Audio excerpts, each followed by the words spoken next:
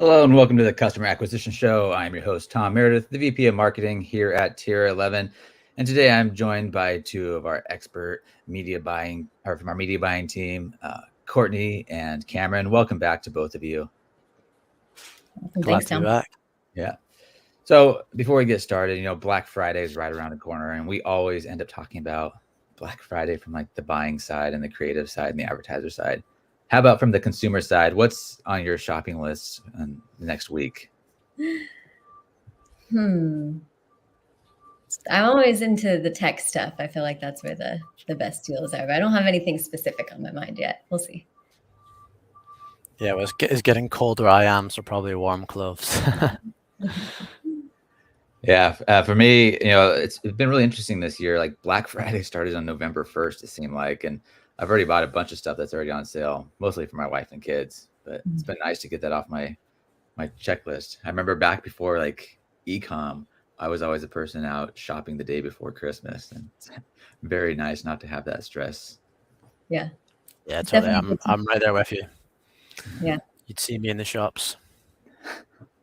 It's the time when I like to add a lot of stuff to my carts and then see if I get better deals from retargeting ads, just to make sure I'm getting the best they have to offer. Yeah, you've got to go into their ad library, Courtney, and look at all the offers. That's what I used to do. Let me see their add to cart, 10% off. Yeah. Yeah, I think that's the most important hack for Black Friday shopping is go into the Facebook ads library and see where you can get the discounts. Yeah. Great. All right. So speaking of shopping, that's going to be the major topic of this show, not specifically Black Friday, but Meta's newish Advantage Plus shopping campaigns. So Courtney, this is a topic that you want to bring up and talk about. So I will let you first off explain what it is, and then we can go into some of the details, how it's working, see if anybody, wink, wink, has a counter opinion, and we'll go from there. Perfect. Cool. Well, just a very brief, clumsy explanation. It's a new campaign type, basically, in Meta that kind of relies more on the algorithm. It's a little more hands-off for us media buyers in a way. But the targeting is all, on Meta's side, and you kind of just drop your ads in and let it do its thing. Word on the street is that the machine learning behind it, at least what I've heard, is different than what you see in our standard business as usual campaigns, which I find quite interesting. So yeah, at the moment it's geared, Advantage Plus shopping it's called. So it's geared more towards the e-com side of things. Although the account that I'm seeing it work quite well in isn't necessarily the typical e-com setup. We do have purchase conversions, of course, and things like that, but it's not, like a Shopify store type thing. But it's totally crushing it. So what I found is, at least in this account, we have a lot of offers running at any given time. They're all quite similar, but we're talking like 20 plus offers at any given time. So I've lumped all my best performing ads for each of those numerous offers into my Advantage Plus shopping campaign, and have just let the algorithm, kind of like a CBO, decide where to spend. But I've found where in a CBO, oftentimes all the spend ends up going to just maybe one or two ads. It seems in the ASCs that the Advantage Plus shopping campaigns, I'm seeing a wider array of spend going across all of my active ads, and doing really well across all of them. Certainly there are still some offers that are stellar and perform better than the other ones that are in those campaigns. But I found that even the ones that in my business as usual campaigns were underperforming, they tend to get some amount of a boost in the ASC that I didn't see otherwise. Nice. Yeah, Nick, our head media buyer, and I were out in New York at the Meta offices last month, and they did confirm that ASC is trained completely differently than kind of the traditional Facebook algorithm. And the rumor I heard is that it was trained post iOS 14. So it's more likely to be successful in a diminished cookie world. Yeah. Something else I've heard, I think it was on a training I saw of David Herman's.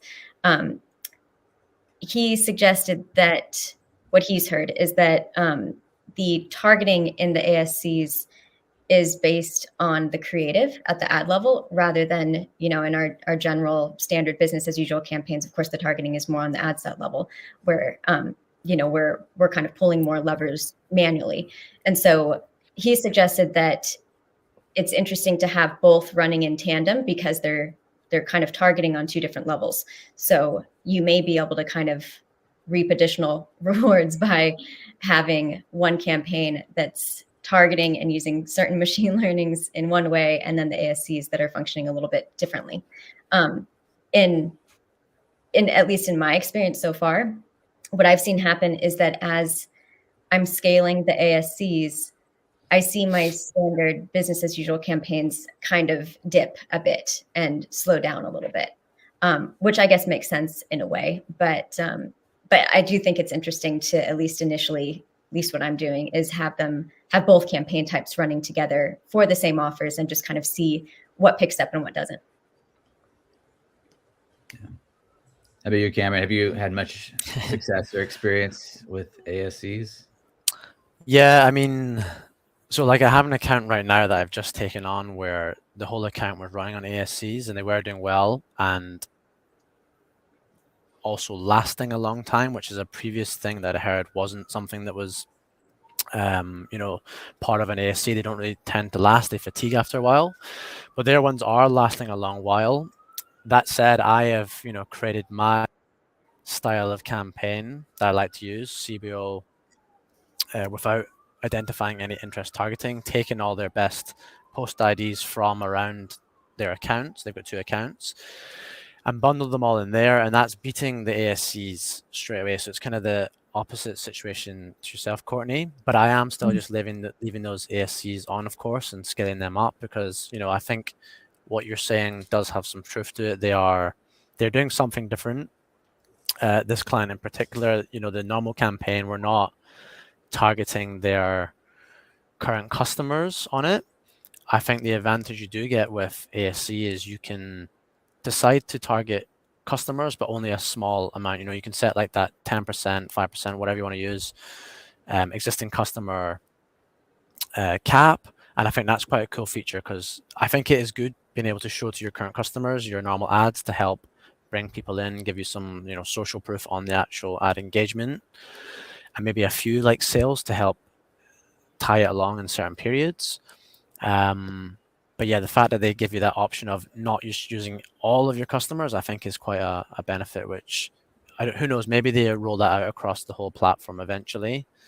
But yeah, certainly in my experience, I'm not fully sold on ASC yet. I think the biggest limitation for me is if you're trying to test stuff. I think, yes, scaling, once you've found stuff that works, they are good. But if I want to test new creatives and things, I like to keep a campaign running evergreen and do some testing within that rather than, launching new campaigns all the time. And I think with ASC, you really have to be launching new campaigns whenever you want to test stuff. And that's really my main issue with using, if you want to run your whole account just on those, that would be my main issue. I think you need to have a balance. Yeah, totally. And I think that the ads that I put in there are the best performers, the proven ones that were working in the standard, business as usual campaigns. And as I launch new offers, I always start with a business as usual campaign, and then just kind of get a feel for what seems to be working, and then maybe take those ads and throw them in the ASC, and then see what happens there. But yeah, I think I totally agree. I think it's not necessarily the most ideal structure for testing. But I love that you mentioned that the existing customer budget cap you can put on, because that's something I've been playing around a bit with. And I have one campaign where I think I have it set to 0 because I want it to be like net new customers as much as possible. And then I have another ASC, which is essentially a duplicate, running with, I think, a 30% existing customer cap.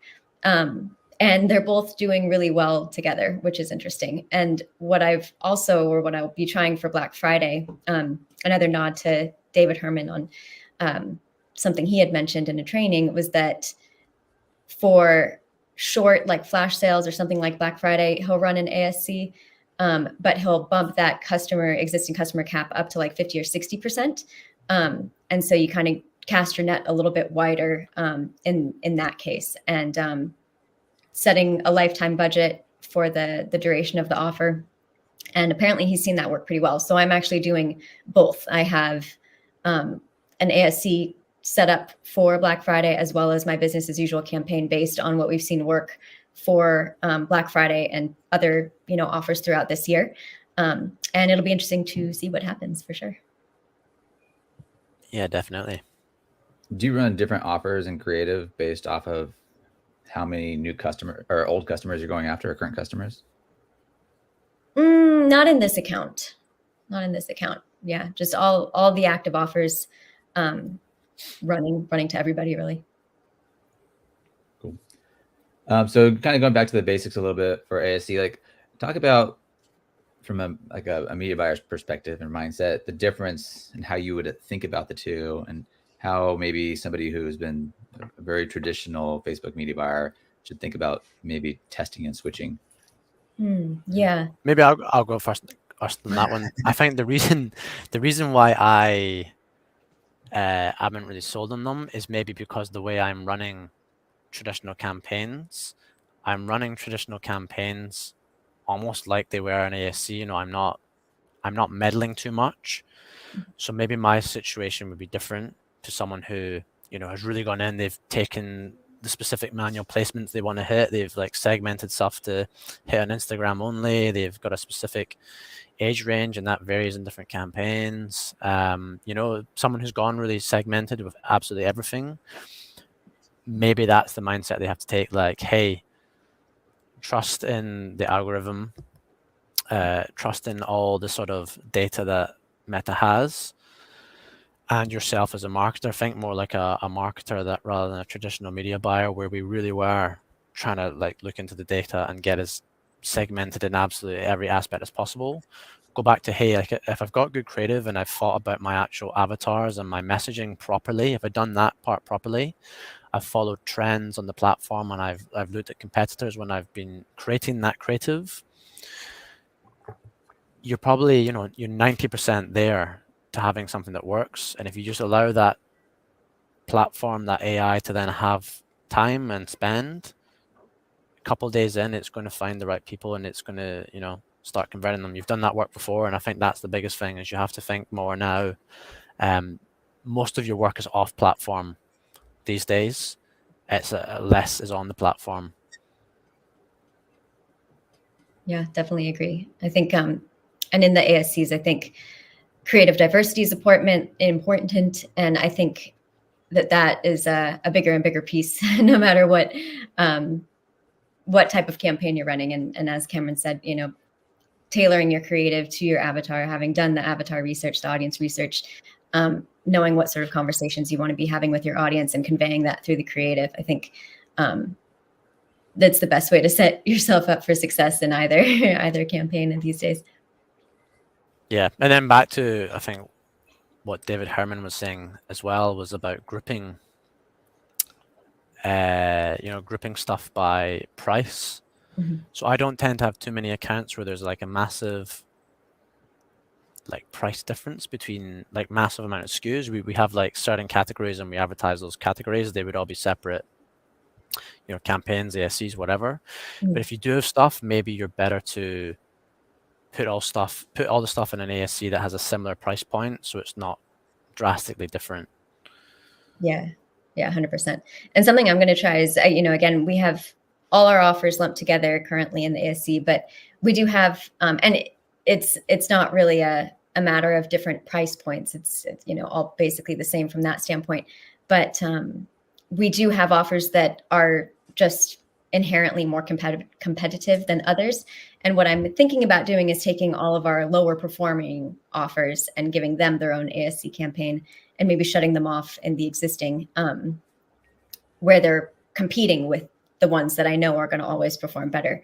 And then see what happens there. Kind of have a low performer ASC that's either focused more on the category of the offer, or just the fact that they tend not to be quite as competitive, or maybe the type of audience I expect to work for them is maybe similar across a few, and then just kind of seeing what happens with that. So that's sort of next on my ASC list to give a try. But it's a bit different than maybe more just by the nature of this account, a bit different from the nature of just having different price points that you might want to separate out, which totally makes sense to me, or different offer product categories, because this isn't really a conventional product sort of account, I guess. Oh, yeah. So what's kind of the thinking behind, I mean, is that something that the client is asking for? Like they want all their offers to sell, or do they care about having the most return on any offer? Like, how does that work? Yeah, they want to see a decent return across all the offers, ideally. So it's not a situation where we can be like, oh, well, these offers won and these ones aren't great. Like the ones that aren't fantastic still have to run, and we need to do whatever we can to get them to perform optimally. So, we have other strategies we've used to some success in order to achieve that. But I think this is just another one to add to the wheelhouse to get those ones up to snuff. And then Cameron, talking about like the current like campaign structure that you typically run, it's you do campaign budget optimization with no interest targeting, just running pretty broad. Are you still doing a lot of like DCO stuff, or are you building out more specific? It depends really. I'll probably do a bit of both, but yeah, I still like using DCOs for testing anyway. And I mean, like most people don't think they're using a dynamic creative ad set, but they'll add like a certain creative variant. So like, for example, if you're at the ad level, you create your ad, let's say you're using a square image, and then you edit the story placement with a portrait version within that same ad. If you do the preview and look at the URL, it's going to say DCO in that URL. You've actually created a dynamic creative ad anyway. So yeah, I like testing in dynamic creative ads just for efficiency and speed, because it can tell you straight away what is the best copy that you're pairing with whatever creative you're testing, rather than you having to set up so many ads and look through them all. It's just going to do it for you straight away. Kind of the same thing as like a ASC. You're not touching too much stuff in the variants. It's just going to do it for you. It's something I've noticed when I've created ads as well, like not creating specific DCOs, but all of a sudden they start giving you the option to, add another headline, add another copy. And you've secretly created dynamic creative. Exactly. And that's so like in one of my accounts now as well, they're getting all the new features, and you're getting the suggested AI copy from Meta. So they're giving you a whole list of stuff they want you to use. They want you to change it to DCO essentially. And one interesting thing from that is they're suggesting copy with hashtags. So Meta's AI, the copy it's creating has hashtags in it. And for me, that was weird. I was like, I never would have used hashtags in any copy, not used that. Maybe back in the day we used to, but like not for years. So that's suggesting to me is their AI seeing something that hashtags do well. Maybe people are like converting on organic posts. I don't really know. So yeah, that's something I'm going to explore, as well as you're now being presented the option in this account anyway to like select the tools like the AI image expansion. So if you have a square image, let's say if you have a square photograph, it will expand it to a 4x5 format, let's say, and the additional area will be AI generated. So we had one where there was a box in the photo, and it had managed to add the rest of the box lid on, I guess, looking at their store, looking at the other images on their Facebook and Instagram pages, and it's done it. It's really cool. That's cool.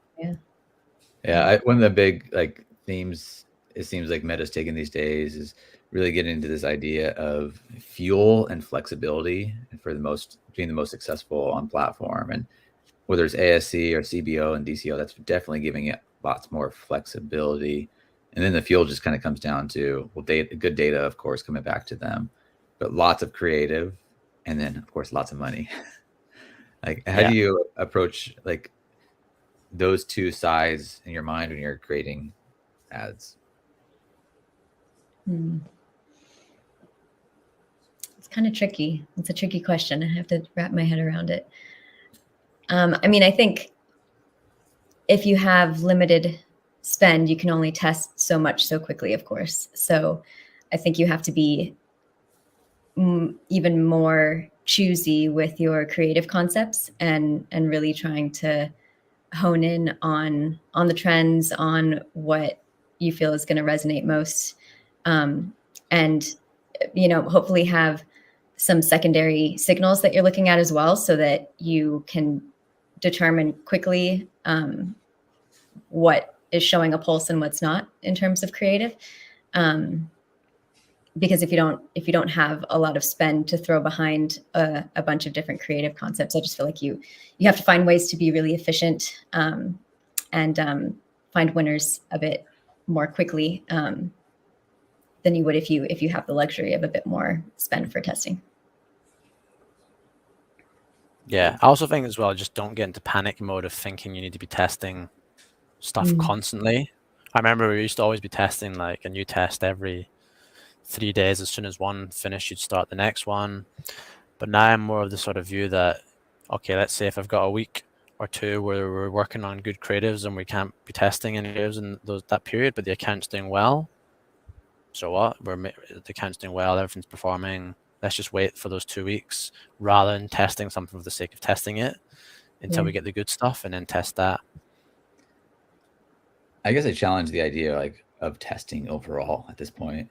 Like, isn't it just the nature of running these kind of campaigns, like testing on the fly? Like it tests natively. Like, yeah. Cool. I think it's more having the diversity of assets to just throw at it and then see where the algorithm puts the spend and see what seems to be a winner from that standpoint. But having the creative diversity, I think is still going to be an important factor.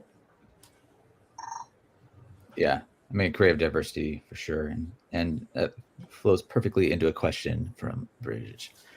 How many creatives do you give your ASC campaigns? How is your experience with ASC with the catalog? Gotcha. Well, on my side, I haven't tried an ASC with the catalog yet, so unfortunately I can't speak to that. But what I have heard is that you want to have like 15 active ads at any given time in an ASC. So I put quite a lot of ads in there and then try and have usually between 10 and 15, again, across multiple offers with different formats, carousels, videos, all sorts of different creative types, and have, usually aiming for 10 to 15 that are active. Give them some time, see what seems to be working, and then kind of refresh as needed. Yeah, I'm the same. I'll add lots of creatives to it, more than normal. I did hear someone saying though that in their ASCs and they were getting success, what they were doing was they were adding the creatives and DPAs all in that one ASC and just giving it full like freedom to choose between the two. So yeah, I can't speak on it. I've never done that myself. I will always normally put a DPA as its own campaign, and your regular creatives in a separate one. But what I have been doing in the ASCs is, like I said, this account we have all the new features, and one of the options in that feature is you're allowing Meta the ability to show your catalog against your creatives if it thinks it's going to improve the sale. So it's almost like a hybrid. Sometimes it's a DPA, sometimes it's not. So I've been selecting that. So I have no data on how often it's showing that. I can't see that, but if it's performing, maybe there is something in you testing your DPAs in your ASCs. Yeah, I've heard the same thing, that DPAs should be dropped in there as well. It's interesting. All right, so it's Advantage Plus shopping. Have you tried it for anything besides shopping? Yeah, on my end, we did try it for more of a service-based business, and just didn't see the same the same results there. It was quite a while ago, so it's something we've talked as a team about maybe giving another shot. But in that case, we have a third-party attribution tool that we were reviewing for performance, and I believe what was happening was that the majority of conversions were view through for that, which wasn't necessarily what we were looking for.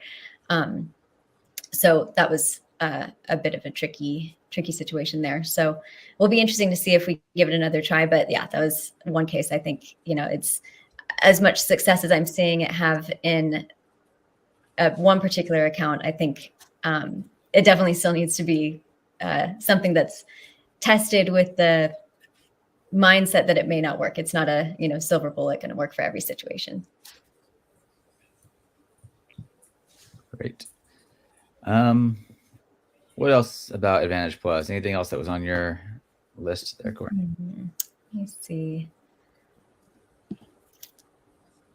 I think we pretty much covered all the points I had. I think it does kind of put you into a different mindset as a media buyer, or I was thinking to myself, I feel more, or I don't know, I feel more sketched out by DCOs in a way than I do giving the power to like ASC. It's like, as we can be a little bit more hands-off, as Cameron said, more of the work happens off platform for us media buyers. I feel like I for some reason feel more comfortable putting trust in the ASC than I do in DCOs in some cases. I don't know if it's just previous experience.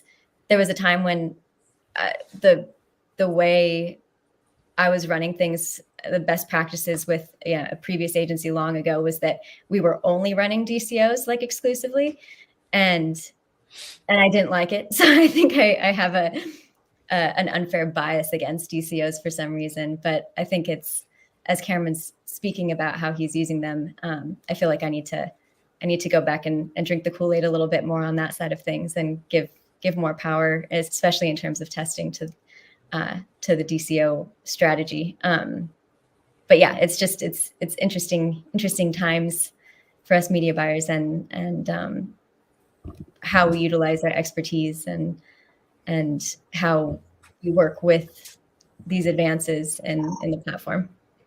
Yeah. How are you finding scaling up your ASCs? Like I notice in my accounts, the actual feature to, change the budget. How you can do I can't remember what the setting is, but you do the setting where you can go and change the budget by a given percentage. I find that isn't available. I have to manually calculate the increase. So I don't know if that means they don't really want you scaling them, or they want you to have a flat price or whatever, or flat budget. Yeah, I haven't seen that kind of tool either as far as increasing by percentage, but I've just been, as I would any other campaign, or even in my ABO campaigns, just kind of gradually, incrementally boosting things up 20%, every once in a while, depending on performance and where I feel like we can push it. And so far it's doing really well. I think I've, at this point, probably doubled what I started spending, and performance has continued to be quite positive. And I feel like it's been pretty stable all that time, at least as stable as my business as usual campaigns. Sometimes there will be little dips here and there, but again, nothing that, at least in this account, I wouldn't consider normal from the standpoint of the standard campaigns, business as usual stuff. So that is one thing that they talked about, the new machine learning model for ASCs. It does exit learning much faster than traditional. So I'm not sure, even if you do re-enter the learning phase if that does happen by bumping budget, it would exit quicker. Interesting. Yeah. Cool. All right. Another question from Bridge. With event match scores 4 to 5 for non-purchase events, how effective is the existing customer cap in ASC? I mean, this is speculative, of course, since we aren't working for Meta. And how much do you guys pay attention to EMQ scores overall? I mean, I don't pay massive attention because we've got a tracking team that generally get them pretty high for us. But yeah, in terms of the second part of the question, I mean, I don't really know. Like, I don't have a huge experience, obviously with AHC and changing the customer cap. But I do hear from people, when they don't have it, they spend everything, then it dies out. And the assumption is obviously, well, you just spent to all your customers, and then when they introduce those customer caps, they don't get that fatigue. They get a more longevity in it. So given that, I feel like there must be some effectiveness in the customer cap. Mm-hmm. Yeah. What I would find interesting to try, because I've also heard that you can throw, your retargeting ads in the ASC as well, and trust the algorithm to show those ads that are inherently supposed to be geared more towards a warmer audience, that it'll show it to the right audience. And it'd be interesting to see what kind of spend those ads would get in the ASCs, whether you would see, I don't know, some amount of like spend that you would expect to see towards those warmer ads, less than you would see to your level 1 ads, which should be cast out to a wider audience, and then a diminished spend to the ones that are meant to go to your warmer audiences specifically. Yes. So this is what I actually do in my normal campaigns, and it does work. You can look at the frequency and you'll see the one that you can go, okay, that's retargeting. You'll have a much lower spend, high frequency, and you'll see the ones that are used for prospecting, much higher spend, low frequency. So it's like confirming it. Mm-hmm. Mm-hmm. Yeah, give it a try. Yeah, definitely. Yeah, and then I'd say on the EMQs, like that is something that we know is like boosting that really helps things overall. And we have been building out a tool internally that we'll be rolling out next year that we're tentatively calling X-ray tag. Nobody's stopped me on that yet. And we've seen in our early testing between a 40 and 100% boost in EMQ scores, depending where they are within the funnel. Great. Any other thoughts on Advantage Plus or anything else in the Advantage suite? Are you guys getting like Advantage audiences in your accounts? Yeah, but I mean, it's just kind of what I was doing already. Yeah, same for me to some degree. Yeah, they just changed the branding. Right. Mm-hmm. Same with placements, right? Hide it from you. Yeah. Yeah. Yeah, I think Advantage Plus audience or Advantage audience is really for those that like to interest target and really drill down. They say, okay, you can do that, but we're also going to expand from there. So it's like, you could do that, but we're going to go broad as well. Yeah. Because that's the other thing. Like, I don't know what it is now, but like I remember you had that expansion. They made the expansion box a default at one point. I don't know if they've moved it back because I never set up interest. But yeah, it's like you thought you were selecting interest, but they were automatically expanding it anyway. So you were going broad. So it's like, yeah. I think the future is you give Meta the data through your pixel or tag or whatever. You give it the creative and you give it the money, and then it's going to figure out who to show it to, where to show it, and there's no control outside of that. Yeah.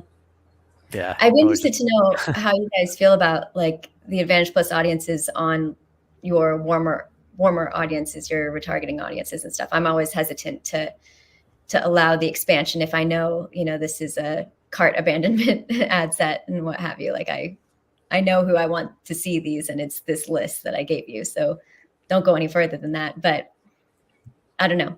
It'd be interesting. See if it somehow knows something that I don't in terms of those smaller, very, very specifically targeted audiences. Probably worth trying. Yeah. I guess the question is it a bad thing if somebody sees like a cart abandonment? If they end up buying, then I guess, if it gets results, then I suppose not. Yeah. All these human feelings that get in the way of the algorithm. Yep. Great. Cool. So just kind of next week's Black Friday, we hit on a little bit for shopping ourselves. You guys have any like last minute checklists or things that people can actually do? I mean, right now everybody should have everything well planned out, loaded up, ready to go if they're not running things already. Yeah. What's left? Well, that's the first one. If you don't have it up and set up and scheduled, get it up this weekend, because next week it's going to be slower for approvals.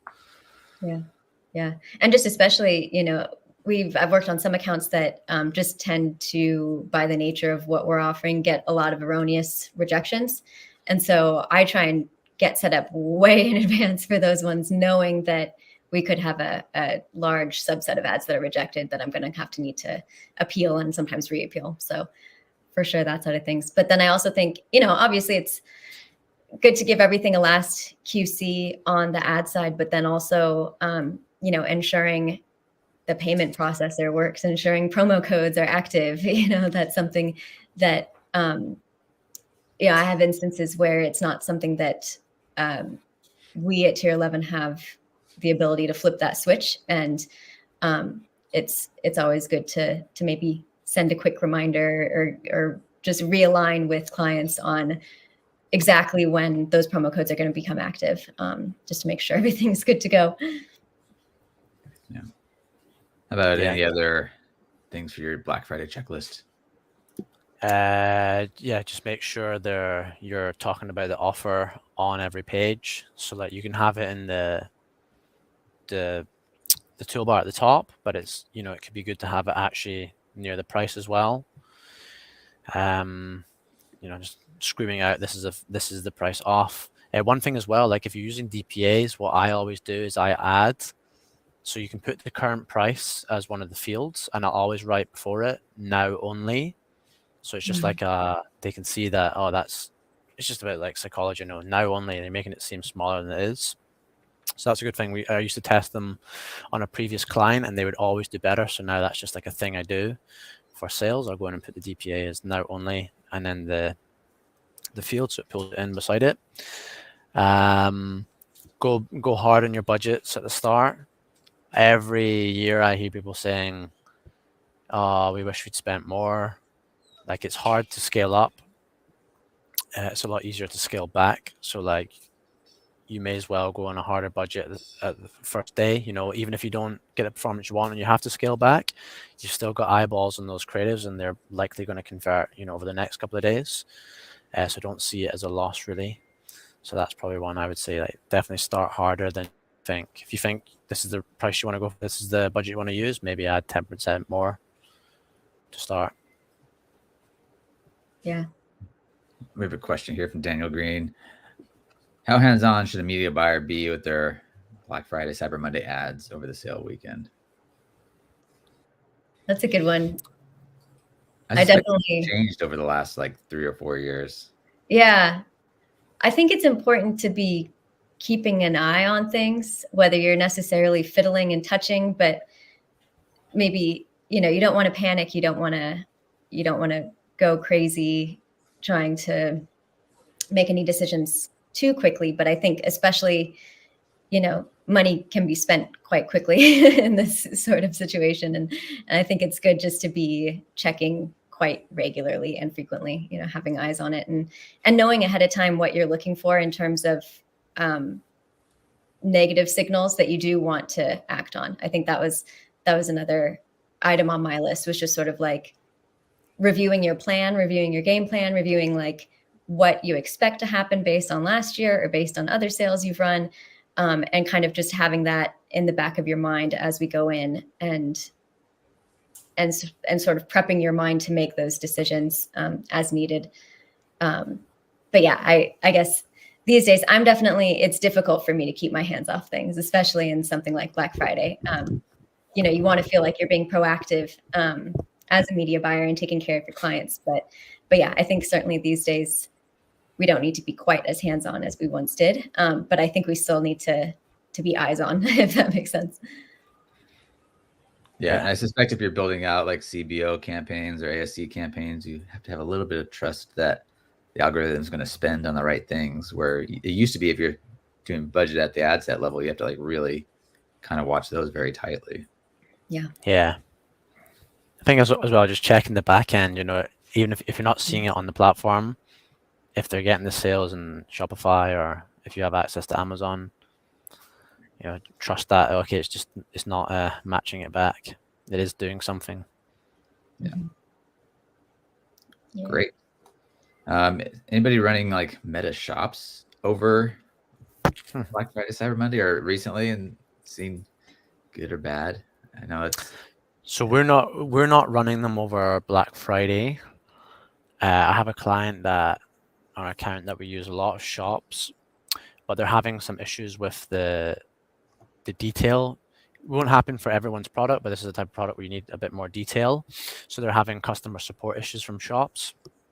And we've looked into the actual click to conversion rates, and it's hard to get breakdowns of shops, but it doesn't look like shops convert as well as their website, even though Meta are massively pushing shops right now. I see in another account they're offering a $2,000 credit if we use shops. We are going to use shop ads for them, but it's like, yeah, for Black Friday, that particular client that has had the issues, we decided it's better to just not have them on the Black Friday specific campaigns, in case they have all these customer support issues, and that's not what you want during Black Friday. So yeah, that's just I guess a unique case. But if you're having success with shop ads, already, I don't see why you wouldn't use them over Black Friday as well. Yeah, just from like my own personal experience doing Black Friday shopping, I've gotten a Black Friday ad, clicked it, and it's taken me to an Instagram shop, but I didn't feel confident that the discount was like it didn't feel very Black Friday-esque. Like if I was to go to the website, it'd be typically a lot more clear of here Black Friday, here's the deal. But on the shops, it felt like a little bit too like clean for it to feel like a discount. So I wonder if there's a little bit of like lack of differentiation between shops that makes it maybe a little bit harder for people to have trust in them. Oh, that's interesting. And just that it's something new, but it's also something that will be new to consumers as well, that they may not have seen before. And yeah, there may be a little bit of suspicion there. It's an interesting thought for sure. Because this is only the second year, I think, of them.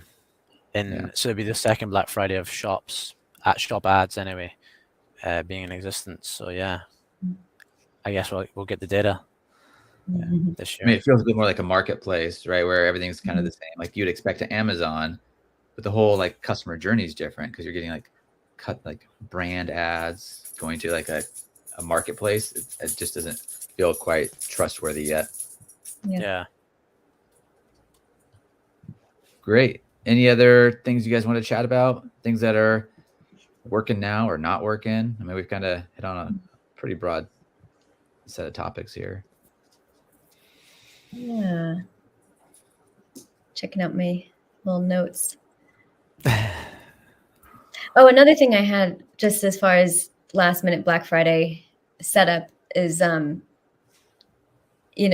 potentially setting up your automated rules in Meta. I feel like it can be something I'm a little hesitant to do because I feel like it's not always the most intuitive setup, and so it wouldn't be something I would set up now for the first time. But for rules that I know have helped me in the past in accounts, I definitely want to make sure I've gone ahead and applied them, appropriately to my Black Friday campaigns, just to have that little added help there over the holiday weekend, making sure that if anything is really, really out of whack, I have something that's constantly checking for the right things. Yeah, I think I'll add to that as well, keeping an eye on your comments, because often people will tell you, like if your cart's broken or something, they're going to give you that. This week, Shopify have been having a few issues, certainly in Europe anyway. So yeah, definitely, who knows what's going to happen in this period, but Shopify right now are having some issues. So definitely keep an eye on, is your website functioning? Are people reporting any problems? Yeah, just be on the ball. Mm-hmm. Yeah, for sure. Yeah, that's a really good tip. Check your comments, check your site over and over again. Yep. Great. Well, thank you both very much for hopping on today. Best of luck next week, Black Friday, and hopefully just hands off and sit back and watching Facebook do its thing. Yeah.